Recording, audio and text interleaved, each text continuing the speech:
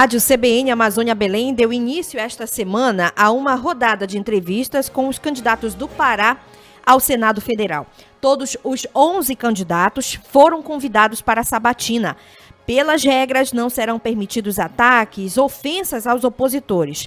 Eu sou Tatiane Lobato e participa dessa entrevista comigo o colunista de política da CBN Belém, Rômulo Pinheiro, direto de Brasília. Bom dia, Rômulo. Bom dia, Tati. Bom dia a todos os ouvintes da Rádio CBN Amazônia Belém. Esperamos hoje uma boa entrevista. Muito obrigada. Estamos ao vivo em 102.3 FM e no YouTube da CBN Amazônia. O nosso entrevistado de hoje é o candidato Gideon Windsor, do partido Agir. Bom dia, candidato. Bem-vindo à Rádio CBN. Bom dia a todo o povo do Pará, bom dia a todos os nossos amigos. Bom dia a todos os nossos apoiadores. Muito obrigada por aceitar o nosso convite. O nosso tempo, candidato, de 25 minutos, conforme acordado na reunião, começa a contar a partir de agora. Bom, candidato, a gente analisando as suas postagens, principalmente em relação ao que o senhor pretende fazer, caso o senhor seja eleito lá no Senado Federal, o senhor cita uma Bolsa Agro, que seria um olhar, segundo o senhor tem anunciado, voltado para o agronegócio. Eu queria que o senhor explicasse um pouco mais e como que seria esse projeto que o senhor pretende apresentar no Senado, caso eleito.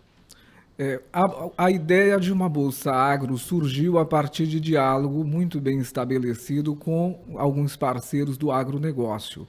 Uma pauta que nós já estamos caminhando há algum tempo, e nós decidimos construir esse projeto em diálogo com os produtores, grandes, médios e pequenos produtores rurais. A Bolsa Agro vai consistir no incentivo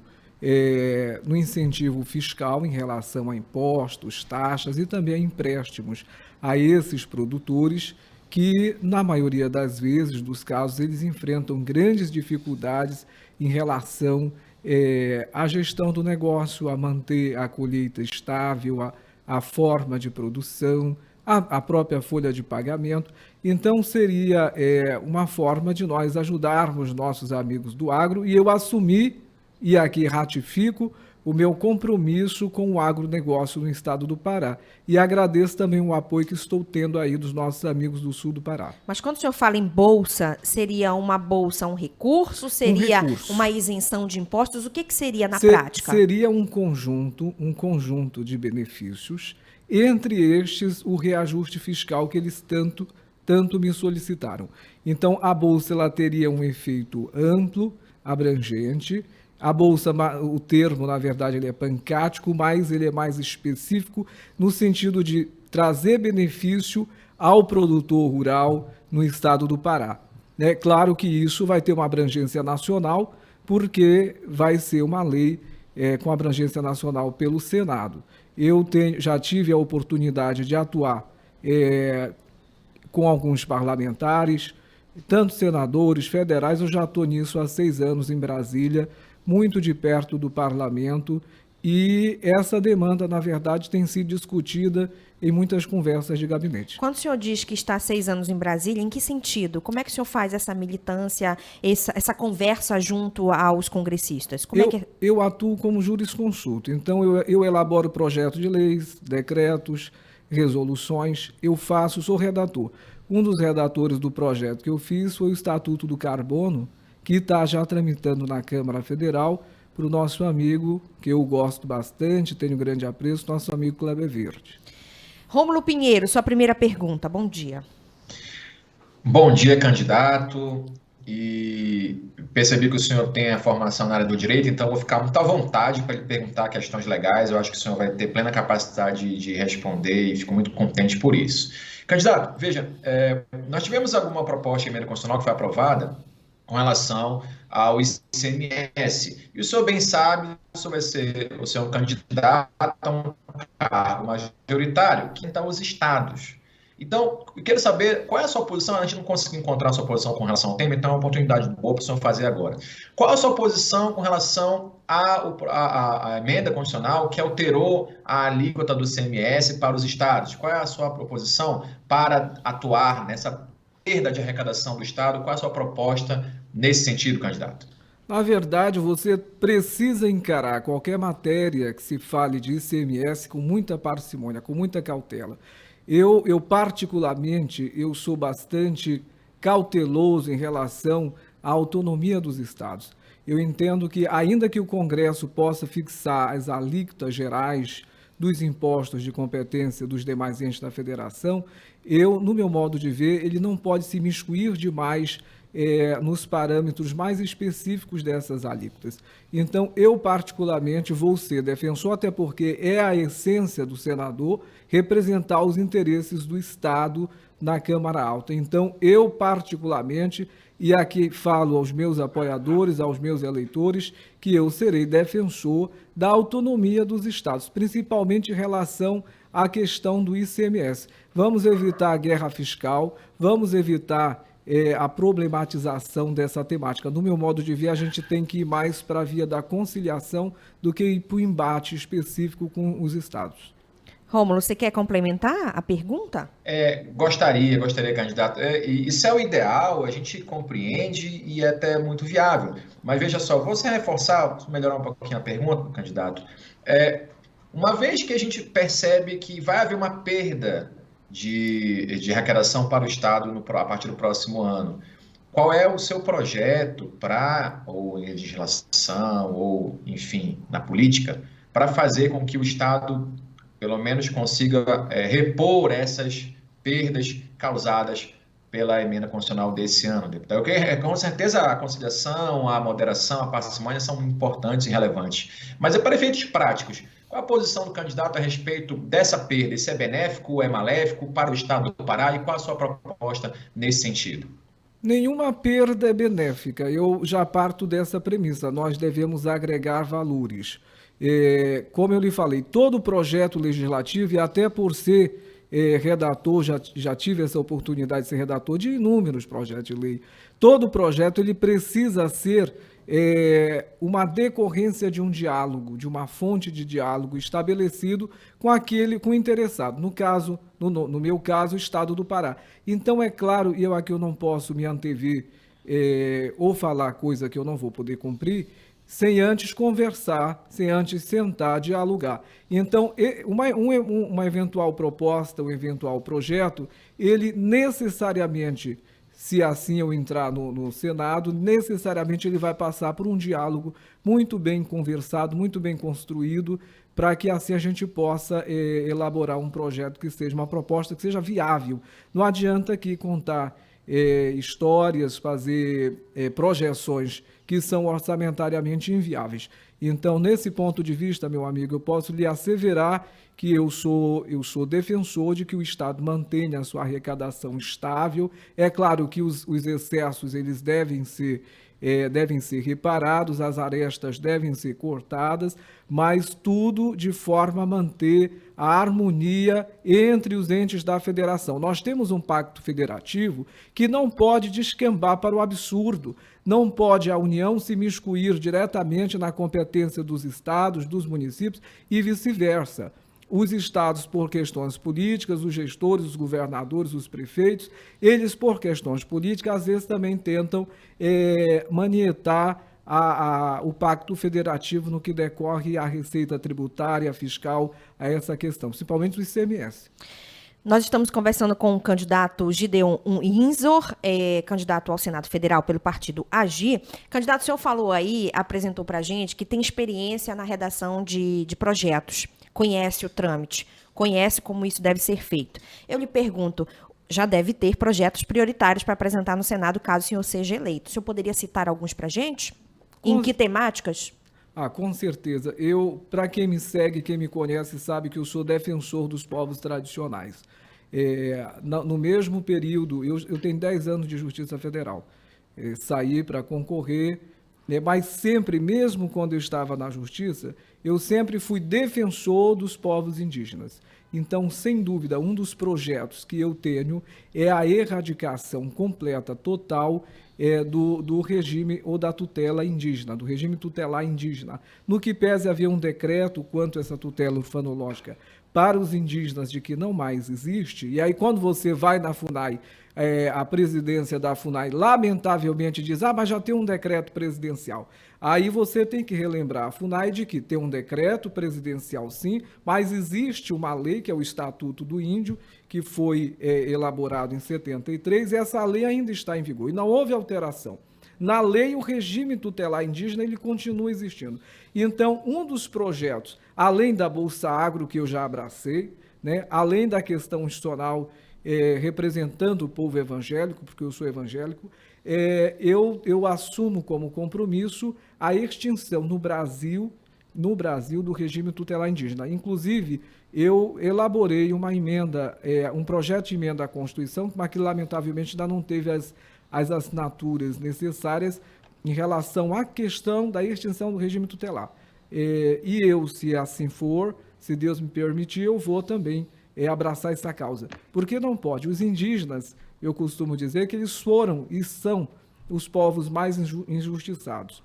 Você tem os nativos da terra, que foram abordados pelos colonizadores. Hoje o indígena não tem terra no Brasil, porque a terra é patrimônio da União, e ele tem direito ao usufruto. Só que mesmo no direito ao usufruto das riquezas do solo, do subsolo, mesmo nisto, o Estado, representando aí pela FUNAI, tenta manietar esse direito ao usufruto indígena. E aí chega as mineradoras da vida, faz a exploração em terra indígena, e os indígenas não recebem nada por isso. Então é uma causa muito sensível para mim, enquanto parlamentar, de promover a extinção.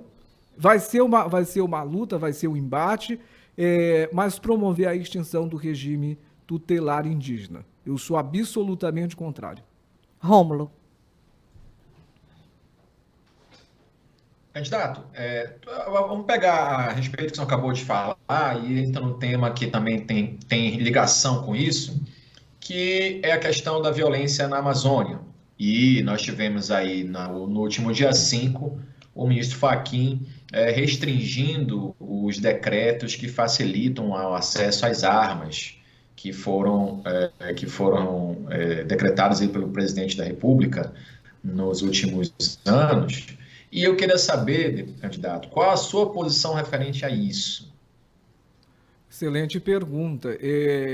Eu também sou escritor. Em um dos meus livros eu falo especificamente do direito fundamental à legítima defesa dos povos, do ponto de vista convencional. Nós temos atos, tratados e convenções internacionais que, em relação aos países, protegem esse direito de legítima defesa, de autodefesa. Eu sou defensor, sim, de que as pessoas que tenham sua propriedade, elas possam ter meios para defendê-la. Então, eu particularmente, do ponto de vista da Suprema Corte, eu sou um crítico do Supremo, no que pese já ter sido do Judiciário, eu sou um crítico do Supremo. Eu acho que o Supremo ele se miscui demais, inclusive um dos meus projetos, eu não tive a oportunidade de falar, mas um dos meus projetos com um diálogo e a iniciativa, claro, do Supremo Tribunal Federal, diminuir essa ingerência em relação a decisões monocráticas que estejam afetas ao Pacto Federativo.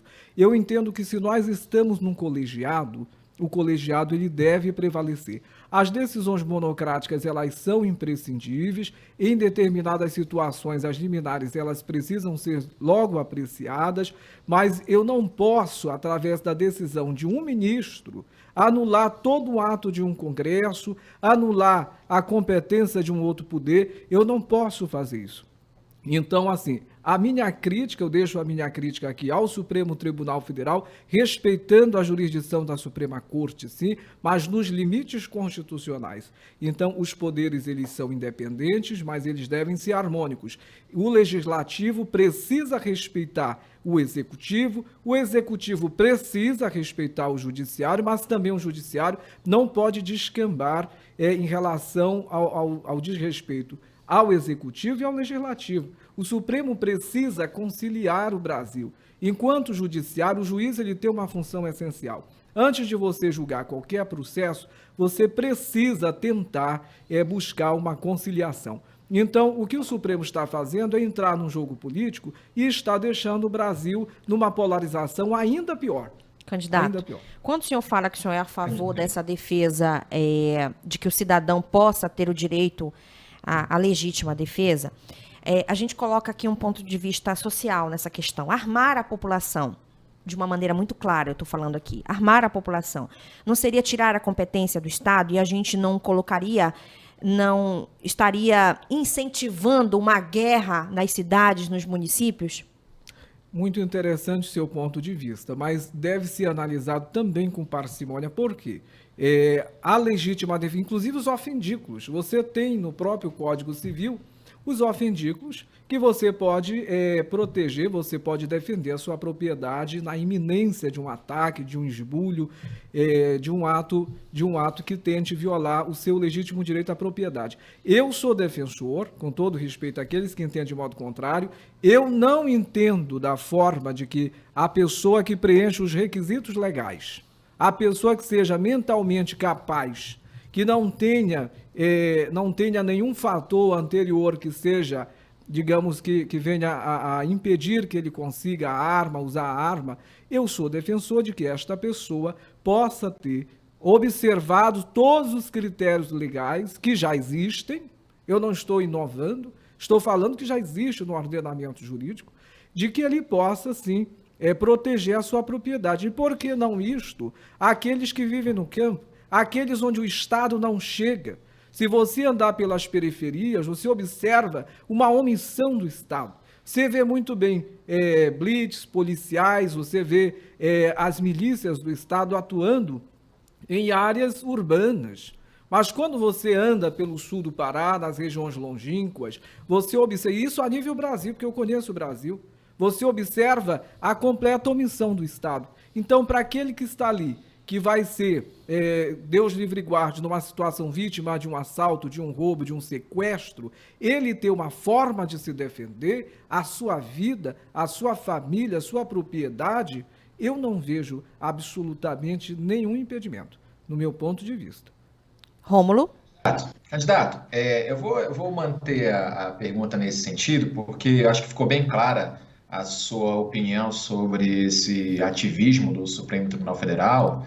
Agora só não ficou muito clara a questão das armas, e a gente percebeu o seu posicionamento. Mas veja, candidato, quando nós temos uma lei que regulamenta o decreto das armas, que regulamenta o acesso às armas, e nós temos decretos que são, em tese, para regulamentar as próprias leis, quando há uma contrariedade do decreto com relação a uma lei que está acima dela, é justo que a Corte Superior reveja esse ato, que foi o que aconteceu agora nesse caso do Supremo Tribunal Federal. O senhor não entende também que quando há uma desregulamentação desses decretos, como é o caso, claro, da questão das armas, o Supremo age nesse ativismo em razão dessa falha nas proposições legislativas?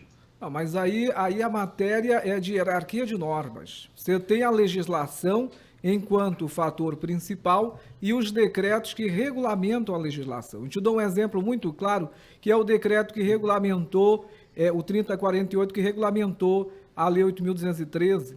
Você observa ali que o decreto que regulamentou a lei, ele foi muito mais abrangente e o Supremo nunca se miscuiu nessa matéria. Na verdade, e isso é um exemplo, apenas que você tem no Brasil N normas em branco aí que passam batido e que chegam, que são regulamentadas até através de portarias. Então, o que se observa, na verdade, é uma questão eminentemente política. É claro que o magistrado, como dizia Lord Mansfield, o magistrado ele nunca expõe o seu real motivo de decidir. Então, o Supremo, o ministro que decidiu com todas as vênias, ele, de certo modo, adotou um viés político, até porque existe um outro lado que bate muito contra isso. No meu modo de ver, No meu modo de ver... Candidato, até porque, na verdade, a questão aqui foi técnica. O decreto abriu possibilidades que a lei não permitia. Exatamente pela hierarquia das leis, isso não pode no ordenamento jurídico. É por isso que houve a suspensão da medida. Mas a gente entendeu a sua posição, candidato. Eu agradeço. Exatamente isso. Só reafirmando a você que eu sou defensor do princípio, sim, da hierarquia das normas, mas nada obsta que a regulamentação possa abranger um pouco mais, desde que não contrarie a norma principal. Bom, candidato, vamos falar agora de uma pauta que deve ficar para 2023 também no Senado Federal, assim como a reforma tributária, a reforma administrativa, por conta do ano eleitoral, o calendário é bem apertado, então essa pauta que eu vou me referir agora também deve ficar para o ano que vem e já vai ser discutida pelos novos senadores que chegam à casa. Pautas de costumes. E aí eu falo da educação em casa, da liberação de jogos de azar, que é uma pauta de total interesse do governo federal. Qual será o seu posicionamento frente a esses assuntos, polêmicos, no Senado Federal, caso o senhor seja eleito? Eu respondo com muita tranquilidade. A liberdade econômica é uma cláusula pétrea. Isso deve reger qualquer princípio em relação à economia nacional. Nós precisamos conceder aos brasileiros, e com base na Constituição, que é uma cláusula originária, a liberdade econômica. Eu particularmente, eu não vou entrar na questão da polarização de jogos de azar, principalmente costumes, até porque eu sou evangélico, no que pese o senador ele representar o seu Estado, construir leis que são para o país, eu me limito ao que determina a Constituição. E do ponto de vista constitucional, a liberdade econômica é um princípio, é um direito fundamental. Eu, enquanto legislador, eu posso trazer um projeto de lei, e eu sempre digo aqui que os projetos de lei, e daí o grande problema no Brasil, porque você tem as leis da madrugada, que você dorme e já acorda com uma lei diferente, você dorme e acorda com um decreto diferente. Todo o processo legislativo, e é o que eu chamo de socialização legislativa, todo o processo legislativo precisa ser discutido com a sociedade. Então, se houver, da parte daqueles que me apoiam, o interesse em construir um projeto de lei em determinado sentido, observados os limites da Constituição e também as minhas convicções, eu vou apostar naquele projeto, vou criar o projeto e defendê-lo com toda a tranquilidade da minha consciência. Eu citei essas questões aí, candidato, porque são questões que já estão à tona.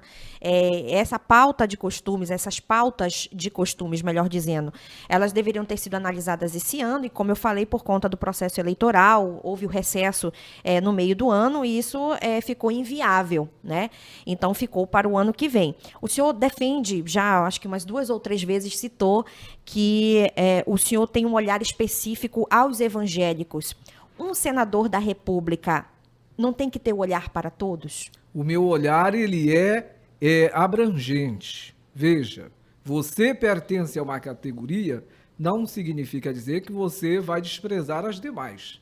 O que você não pode desconsiderar são determinadas categorias, como as minorias, como os evangélicos, que já foram muito discriminados neste país, e você dá um olhar, uma atenção especial. Exemplo disso são os negros, as cotas raciais. Você poderia dizer assim, então eu não vou olhar as cotas raciais porque é um olhar específico, eu vou olhar abrangente. Nós precisamos, o legislador, aquele que atua em qualquer esfera de poder, ele precisa ver o macro. Mas dentro deste macro você tem as especificidades. Então eu seria inútil no Congresso, não teria nem motivo para estar pleiteando uma candidatura ao Senado se eu não tivesse a percepção social, como dizia Dworkin, de eu analisar o que está acontecendo em volta. Então, se existe uma comunidade que é vulnerável, seja evangélico, seja indígena, seja quilombola, seja ribeirinho, qual for, eu vou observar essa questão e dentro daí construir um projeto social voltado para todos. Rômulo, nós chegamos a 21 minutos de entrevista. Você tem tempo para a sua última pergunta daí, para que o candidato possa responder também com tempo hábil. Ok, ela vai ser bem rápida. Candidato, nós temos aí 2 focos de incêndio por segundo na Amazônia hoje. Nós temos um recorde de queimada desde 98. Qual a proposta do candidato para a Amazônia? A Amazônia é importante para o mundo. Eu costumo dizer, né? Como eu falei, eu sou escritor e já escrevi muito sobre a Amazônia. A Amazônia é importante para o mundo, mas se deve respeitar a soberania nacional e os meus eleitores, apoiadores já conhecem o meu posicionamento. Mas ratificando aqui, eu sou defensor do desenvolvimento sustentável. Então nós precisamos adotar meios efetivos que se destinem a proteger a Amazônia. Não pode apenas a visão estrangeira, externa, olhar para cá e eles terem uma visão, digamos que de proteção, e nós aqui a gente ficar só na retaguarda. A gente precisa tomar o protagonismo na defesa da Amazônia. Sou contra, sim, o desmatamento, mas sou a favor do desenvolvimento sustentável. Quem mora na região, principalmente nós amazônicos, nós precisamos da fauna, da flora, do rio, do peixe, da pesca. Então, tudo isso precisa ser observado. Aqui ratifico, ninguém coloca nenhuma palavra da minha boca que eu sou contra o desmatamento, mas sou sim favorável ao desenvolvimento sustentável. Isso precisa ser observado, inclusive pelos poderes executivos. Chegamos a 23 minutos e 20 de entrevista. A nossa entrevista vai até 25. Eu só queria que o senhor, com a sua capacidade de síntese, falasse o que é o desenvolvimento sustentável para o senhor e já pode seguir também com as suas considerações finais até 25 minutos. O desenvolvimento sustentável é você poder explorar o meio ambiente e também compensar a exploração que você faz. Se você desmata, você precisa, de alguma forma, plantar. Você precisa, de alguma forma, compensar aquela medida que a gente considera as externalidades negativas. Você precisa trazer para aquela área desmatada, degradada, alguma forma de compensação. Nós somos da Amazônia, nós somos representantes da Amazônia e você não tem um candidato que levante a bandeira da proteção do meio ambiente. Fica apenas em questão política externa, polarização, e a Amazônia sofrendo. Os amazônidas sofrendo, os indígenas, os quilombolas, os ribeirinhos. Então, eu aqui assumo o compromisso de levantar a bandeira, e quem me conhece sabe, de defender o meio ambiente sustentável, com base na Constituição, nos atos, tratados e convenções internacionais ratificados pela República Federativa do Brasil. Nós precisamos, não o exterior, não o estrangeiro, nós brasileiros, precisamos tomar o protagonismo na defesa da Amazônia. E eu assumo isso como compromisso de campanha, se Deus me permitir, no Senado Federal. E aqui já me dirigindo nas minhas palavras finais aos meus apoiadores. Acabando, candidato, acabou. Acabou, meu. 360, pelo amor de Deus. Muito obrigada, candidato, pela sua participação aqui com a gente. A nossa rodada de entrevistas com os candidatos ao Senado Federal continua nesta sexta-feira. O entrevistado será Manuel Pioneiro, do PSDB, agradecendo também ao nosso colunista de política, Rômulo Pinheiro. Muito obrigada pela companhia. Daqui a pouquinho tem boletim de notícias. Até amanhã.